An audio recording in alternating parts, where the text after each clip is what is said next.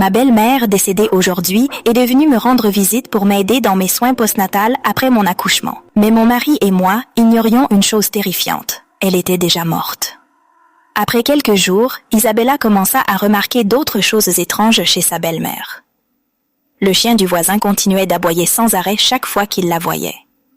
Mama Agbo était venue pour faire l'omugwo, alors c'est elle qui préparait la plupart des repas pour la famille. Mais un détail dérangeait Isabella. Elle ne l'avait jamais vue manger.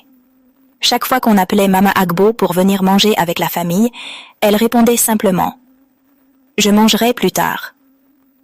Et quand Isabella lui demandait plus tard si elle avait mangé, elle disait oui. Mais Isabella ne l'avait jamais vue le faire, pas une seule fois.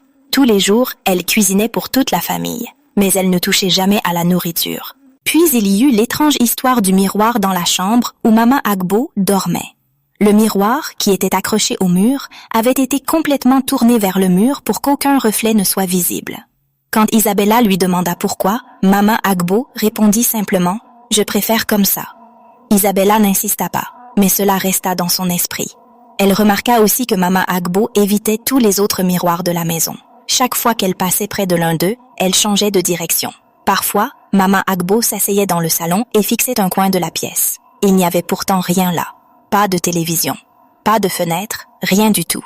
Elle restait assise ainsi pendant de longues minutes, complètement immobile, comme si elle observait quelque chose que seule elle pouvait voir. Parfois, Isabella avait même l'impression qu'elle écoutait quelqu'un, une conversation que personne d'autre ne pouvait entendre. Isabella en parla à Henry, mais il l'arrêta immédiatement et lui dit qu'elle réfléchissait trop, que sa mère allait très bien et que les personnes âgées avaient parfois des habitudes que les jeunes ne comprenaient pas. Mais Isabella n'arrivait pas à ignorer ce sentiment. Elle ressentait constamment une énergie étrange et inquiétante dans la maison. Puis, un soir, Henry reçut un appel. C'était un inconnu qui appelait depuis un hôpital.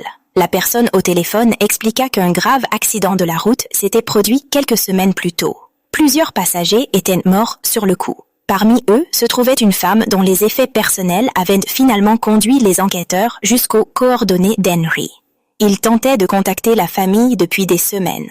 La date de l'accident était exactement le jour où Mama Agbo était arrivée chez eux avec ses sacs et son sourire. Henry leur répondit qu'il se trompait. Il leur dit que sa mère était chez lui, dans la maison. Il se dirigea vers sa chambre pour le prouver. Au même moment, Isabella était déjà allée la voir, mais la chambre était vide. Le lit était parfaitement fait. Ses sacs n'étaient plus là. Mama Agbo avait disparu. Ils fouillèrent chaque pièce, chaque recoin, chaque espace de l'appartement, mais elle était introuvable. Henry se rendit à la morgue ce soir-là.